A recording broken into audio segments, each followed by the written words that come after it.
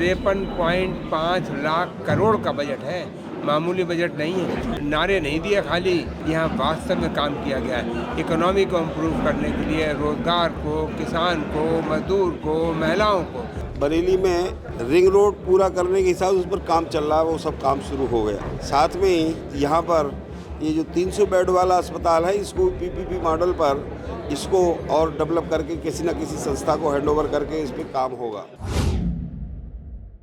बरेली में बजट को लेकर ये शहर विधानसभा में आप देख सकते हैं चौपाल हो रही है। जो यहाँ पर कैबिनेट मंत्री हैं योगी सरकार में, वो यहाँ पर संबोधित करते हुए नजर आ रहे हैं और तमाम जो व्यापारी हैं वो बैठे हुए हैं। यहाँ पर भाजपा के जो बड़े नेता हैं वो दिख रहे हैं। केंद्रीय बजट 2026 को लेकर जिस तरीके से तमाम जो बातें हैं, अब उन पर जो लोगों के जो विचार हैं उनको वो यहाँ पर सुनते भी नजर आ रहे हैं और उनके बारे में जो समझाया जा रहा है उसको लेकर आज क्या कहा है, आइए दिखाते हैं इस रिपोर्ट में। मंत्री जी, आज की चौपाल रखी गई है बजट 2026 को लेकर, तो किस तरीके से जो है व्यापारियों के संग में वार्तालाप हुई है? वो इसलिए किया गया ताकि हम अपने व्यापारी प्रतिनिधि को बता सकें कि हमारे केंद्रीय बजट में क्या क्या है, देश की बेहतरी के लिए क्या क्या हो रहा है, डिफेंस के लिए क्या हो रहा है, लोगों में रोज़गार देने के लिए क्या हो रहा है, व्यापार बढ़ाने के लिए क्या हो रहा है, इंडस्ट्री को बढ़ाने के लिए क्या हो रहा है, हम अपनी इकोनॉमी को सस्टेनेबल बनाने के लिए हम क्या कर रहे हैं। ये हमारे व्यापार मंडल के सभी पदाधिकारियों को और अपने कुछ कार्यकर्ता जो कि व्यापार में हैं उनको भी बुलाया था, उनको भी बताया गया। और ये इस बार का जो बजट है बहुत बड़ा बजट है।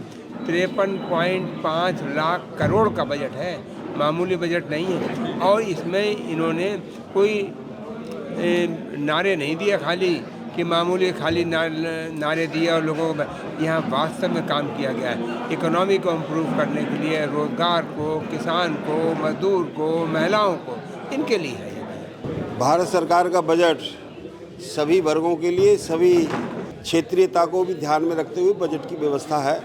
और जहाँ तक बरेली का संबंध है, बरेली में रिंग रोड पूरा करने के हिसाब से उस पर काम चल रहा है, वो सब काम शुरू हो गया। इस नए बजट की व्यवस्था नहीं, वो पुराने बजट की व्यवस्था है और ये एक बड़ी उपलब्धि है।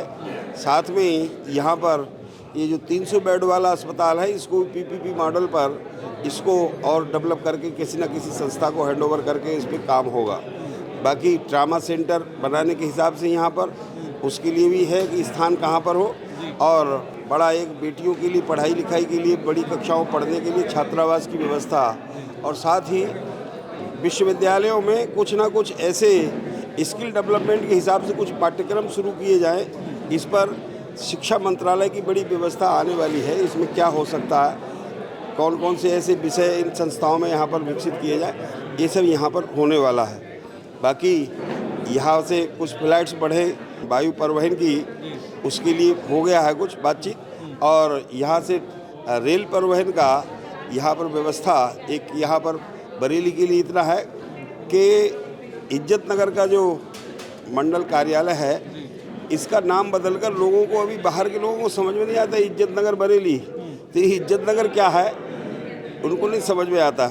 इसको मैंने रखा है माननीय रेल मंत्री जी को कि इसका नाम बरेली मंडल रख दें। बरेली से सीधा सब लोग परिचित हैं, जानते हैं। तो अब चूँकि गोरखपुर के बाद में बड़ा केंद्र बरेली है और इज्जत नगर है, इज्जत नगर पर है वो सब, पर लोगों को नहीं मालूम इज्जत नगर क्या है, तो वो तलाशते रहते। फिलहाल उसके लिए मैंने बात रखी, इसका नाम संशोधित करके इसको एक चारधाम यात्रा को लेकर भी बार बात की रही है कि वायु सेवा यहाँ से प्रारंभ कर दी जाए। उत्तराखंड का गेट कहा जाता है बरेली के लिए, तो उसके अब इस विषय पे तो अभी नहीं कोई बात है। बाकी कुछ और फ्लाइट्स वगैरह बढ़ जाए, उनके बारे में बातचीत हुई।